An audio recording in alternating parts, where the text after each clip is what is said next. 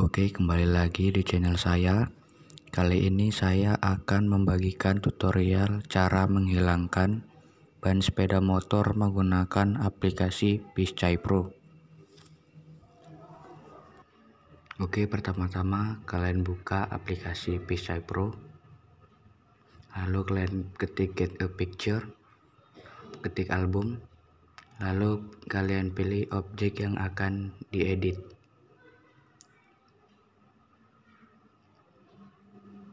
Oke, setelah itu ketik insert picture, cari objek yang tadi ya teman-teman. Lalu kita crop bagian rumputnya saja. Lalu kita klik centang di atas. Lalu kita tutupkan ke bagian bannya ya teman-teman. Jika sudah pas, maka ketik checklist di atas. Lalu kalian hapus bagian yang tidak perlu ya.